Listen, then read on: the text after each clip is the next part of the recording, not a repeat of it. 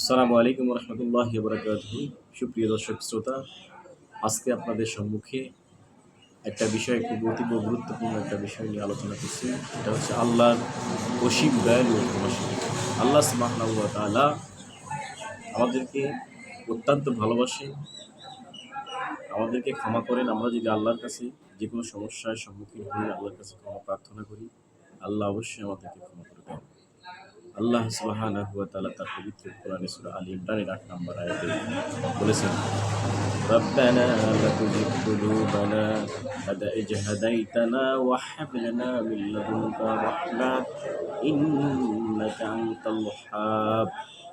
হে আমাদের রব, হেদায়েত দানের পর আমাদের অন্তরকে বক্র করে দিবেন না, আর আপনার পক্ষ থেকে আমাদেরকে হেদায়েত দান করেন।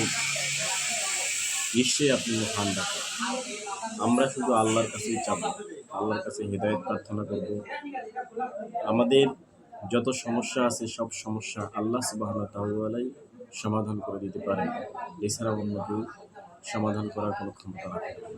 অন্যত্র আল্লাহ সুবহানাহু ওয়া তাআলা সূরা ইমরানের ৭৪ নম্বর আয়াতে আল্লাহ রাব্বুল আলামিন বলেছেন, ওয়াল্লাহু যুল ফাজলিল আযীম। আর আল্লাহ মহা অনুগ্রহশীল। আল্লাহর অনুগ্রহ, আল্লাহর দয়ায়, আল্লাহর মায়ায় আমরা এই পৃথিবীতে বেঁচে আছি, আমরা সুন্দর জীবনযাপন করছি। আল্লাহ সুবহানাহু ওয়া তাআলার একমাত্র দয়া এবং অনুগ্রহ। সূরা কাহফের ৫৮ নম্বর আয়াতে আল্লাহ সুবহানাহু ওয়া তাআলা বলেছেন, আর তোমার প্রতিপালক পরম ক্ষমাশীল এবং দয়াবান।